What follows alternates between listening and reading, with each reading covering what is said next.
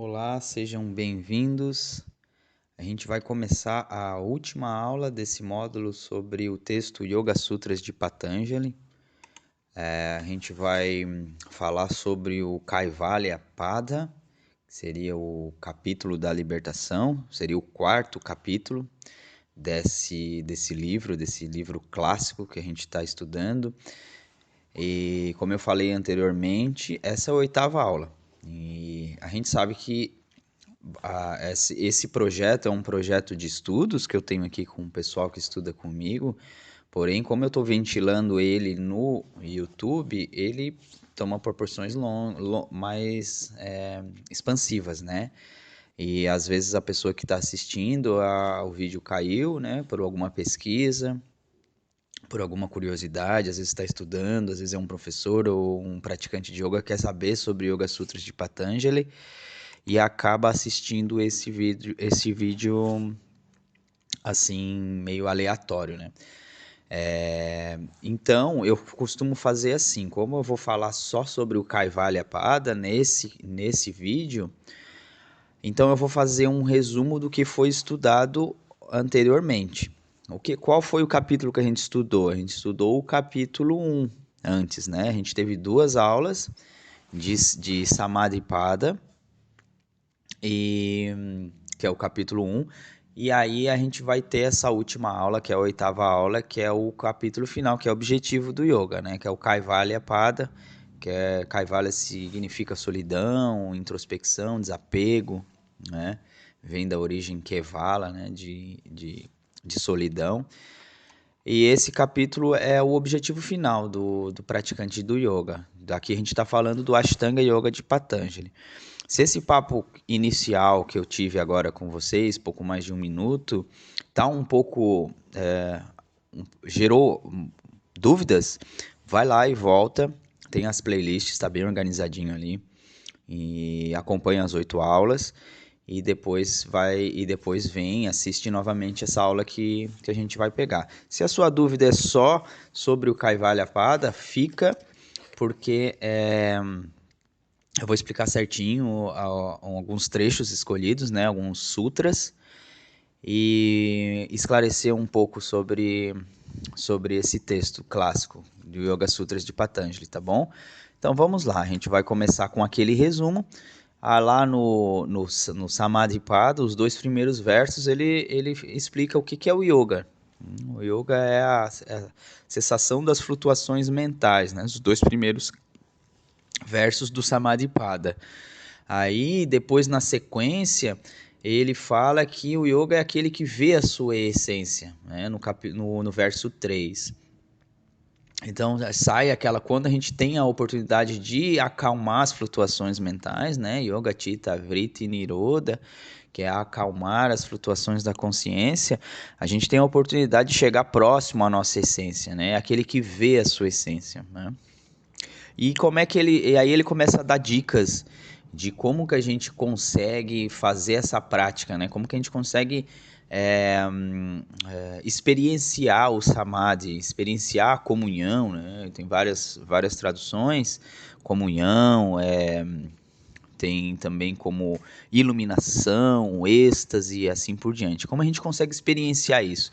Então tem essas 2 maneiras que ele fala, que é sobre o abhyasa e sobre o vairagya. O abhyasa é a nossa maneira, a nossa prática, né? Como a gente se predispõe a praticar o yoga, a praticar o Ashtanga Yoga de Patanjali. Mas também, em contrapartida, a gente tem que ter o Vairagya, que é a nossa entrega. Para que a coisa não vire uma coisa pragmática, como eu já falei em outras aulas, né?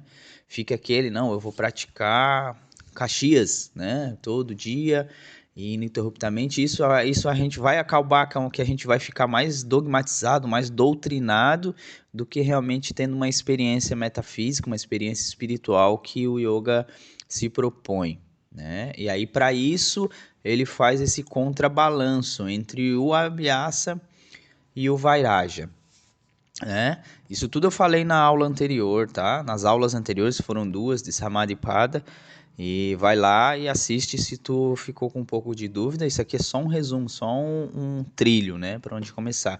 E esse verso é o verso 12, esse que eu acabei de falar, né?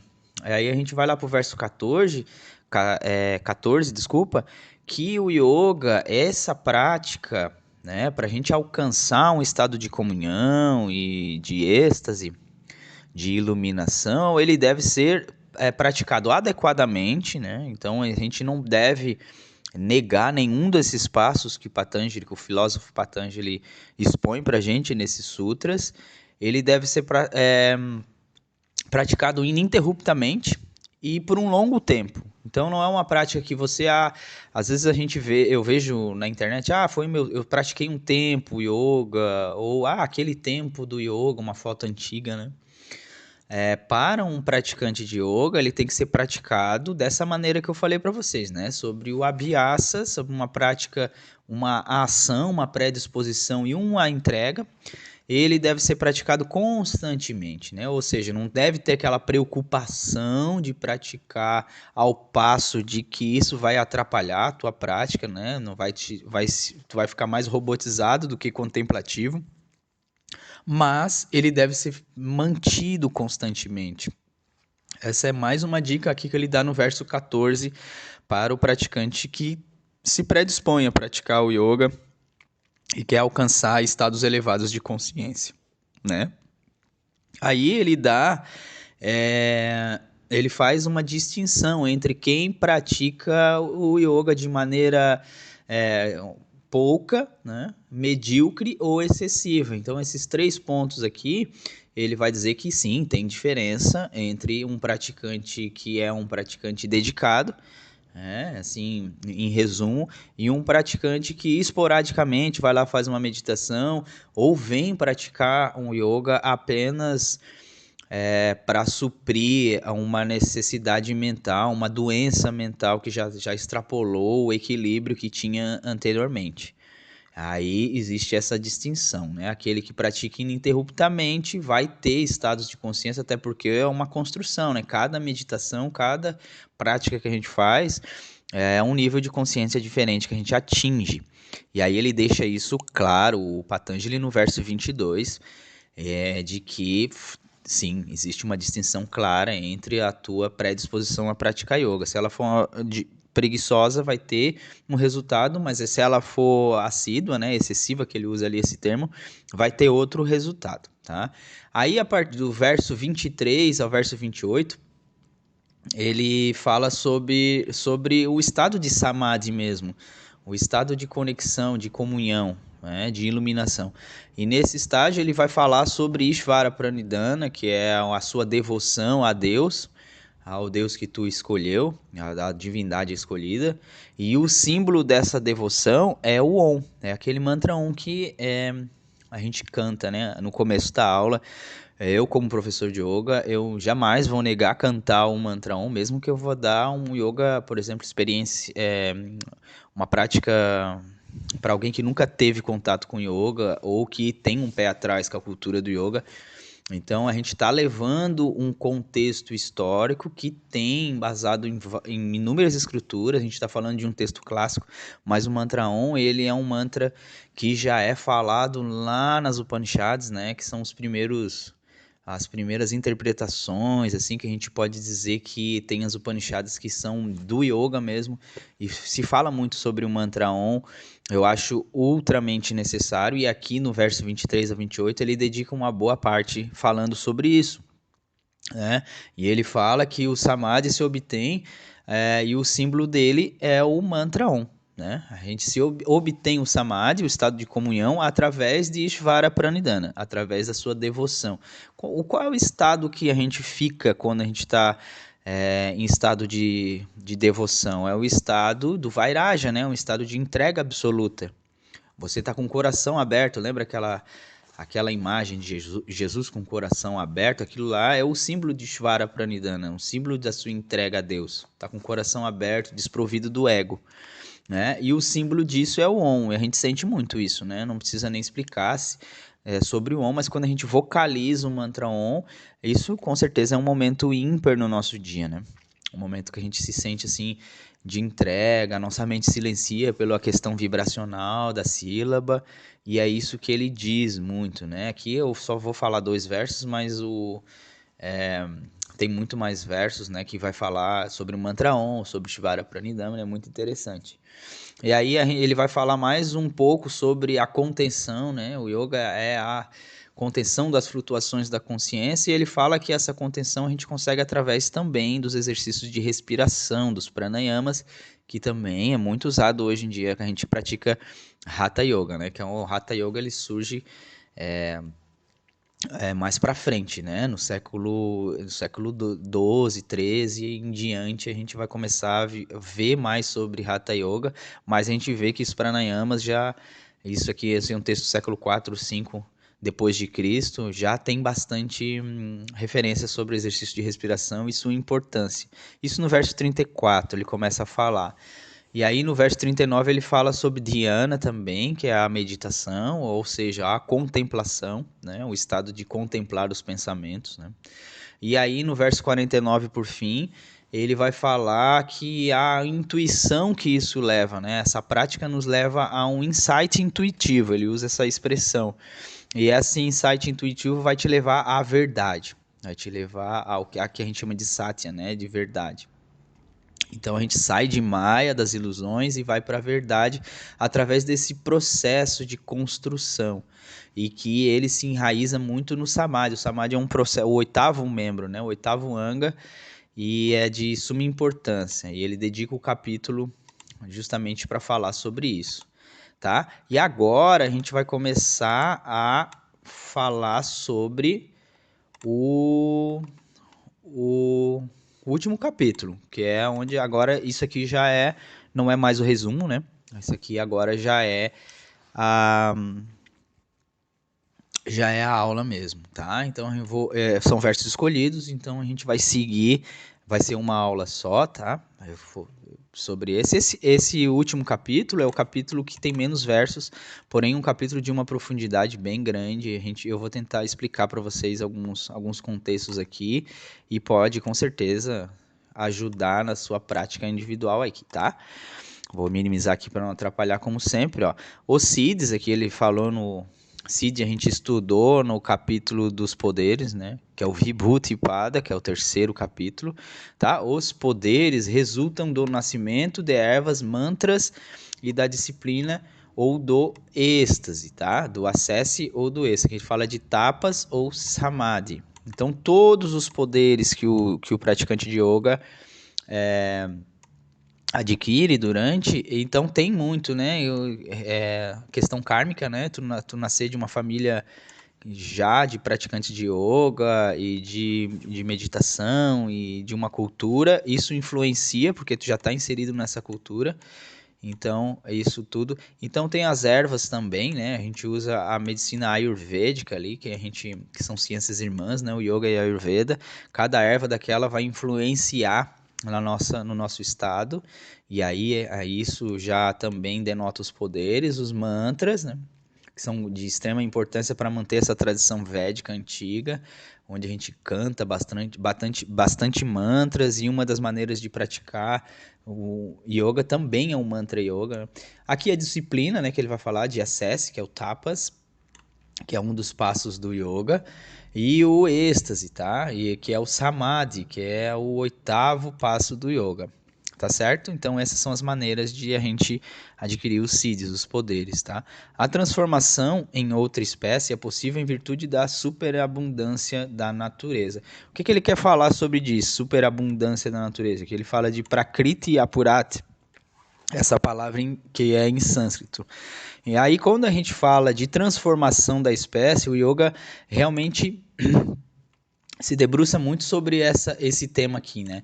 Sobre a gente tem que sair da zona de conforto, isso aqui que significa, né? Superabundância da natureza, e a gente fazer um processo, realmente um processo de transformação de outra espécie, um processo é um processo de mutação mesmo, mutação mental, para que a tua escala, a nossa escala de percepção mude tanto que a gente vê o mundo de outra espécie sobre a outra escala de percepção e sofre uma mutação interna mesmo. Isso o yoga deixa muito claro através dos sutras de Patanjali. Como é que a gente faz essa mutação? Através da Prakriti e Apurati. Está sempre saindo dos sucos naturais da nossa consciência, né? A gente está sempre saindo da zona de conforto e buscando estados alterados de consciência. Estados alterados de consciência, menos apegado à matéria e mais apegado ao espírito, mais espiritualizada, mais sutil. Isso através da prática do yoga, tá? Esse aqui é o verso 2. As consciências individualizadas procedem da noção essencial do eu, asmita matra. Tá? Então, as consciências individualizadas, aqui ele fala de asmita. Se vocês forem voltar lá no começo, a gente começou pelo capítulo da prática, né? O Sadhanapada, ele vai falar que um dos motivos de sofrimento, né, dos kleshas, é o asmita. Né? São 5. Ele começa com a vidya, e depois também tem a vidya, a ignorância espiritual, e tem o asmita, que é o senso do eu, né? O ego. Né? Então, o ego é um dos motivos de sofrimento. Tá? Agora, quando ele está falando aqui, ó, as consciências individuais procedem da noção essencial do eu. Então, ele está falando, já não está falando de asmita, ele está falando de asmita mata, ele está falando da tua essência. Tá? Aí a gente entrar em contato com a nossa essência é praticar uma noção de consciência individualizada, um recolhimento, né? Aqui nesse capítulo ele fala sobre Kaivalya. Kaivalya é solidão, é recolhimento, é desapego. E aí quando a gente entra em contato com a nossa essência, a gente tem a oportunidade de sentir isso. Tá? Vamos avançar aqui. Dentre essas consciências individualizadas, a consciência que nasce da meditação não leva a depósito, depósito kármico. Então, mais uma vez, ele dá um relevo muito grande na meditação, né? E aí, através dessa meditação, a gente consegue entrar em contato com essa consciência individualizada, com essa solitude, com esse kaivalya, né? Tá? O karma de um yogi não é preto nem branco para os outros, é tríplice, mesclado. Tá? E aí ele vai fazer, o George Feinstein vai dar uma luz aqui para a gente sobre esse aforismo. Né? Ele mostra que, de modo bastante obscuro, que o vínculo kármico que liga a existência passada e a vida presente de um ser não é arbitrário. Ele é preservado pelos ativadores subliminares. Isso significa que ninguém sofre injustiças do karma. Né? Cada ser colhe o que semeou em suas vidas anteriores. Né? O caráter próprio, tattva, de um objeto advém da homogeneidade das transformações das qualidades ou gunas primárias da natureza. Tá certo? Então, isso aqui a gente estudou também lá no Sadhanapada. Lembrando, se você acompanhou em caráter de estudo as 8 aulas, você já está sabendo o que é isso aqui, ó, o que é guna, tá? Então, o tattva, o caráter próprio, ele advém do quê? Do equilíbrio dos gunas, né? Então, equilibrar os gunas, a gente entra em um contato de introspecção, de tattva, de caráter próprio, tá certo? Aí, o caráter próprio significa a estabilidade peculiar pela qual você tem a impressão de um objeto sólido existe, quando na verdade todas as coisas encontram um fluxo constante, como o filósofo grego Heráclito constatou muitos séculos antes de Patanjali. Tá certo? Então, aqui que é os gunas. Os gunas são qualidades de natureza que fluem, né? E a gente entra em contato nisso, tendo essa percepção dos gunas. E aí a gente observa que as coisas se encontram em um fluxo constante. Isso pra gente já é um nível de sabedoria grande, né? A gente acha que as coisas são estáticas e a gente acaba se apegando às coisas, né? Onde, na verdade, quando a gente entra em contato com isso, que ele chama de tattva, e a gente observa que as coisas encontram-se em um fluxo constante, sempre fluindo, nada está estático. Aí a gente tem a oportunidade de mudar a nossa escala de percepção sobre as coisas e fazer essa evolução, né? Essa evolução é como se a gente começasse a descobrir as regras do jogo, né? Como se a gente começasse a descobrir o nosso recado, o nosso dharma e os nossos karmas também. A gente começar a entender a nossa vida de uma maneira mais ampla, tá? Vamos lá para o verso 18. As flutuações da consciência sempre são conhecidas pelo que lhes é superior em virtude da imutabilidade do si mesmo, tá? Aí ele vai começar a falar aqui, ó, o si mesmo transcendente, que não sofre mudanças, é concebido como superior às formas e mundos mutáveis da natureza, na qual se inclui a consciência finita. Ó, o pensamento indiano tem como ponto pacífico que somente o si mesmo brilha com a luminosidade própria. Então ele está falando disso daqui, tá?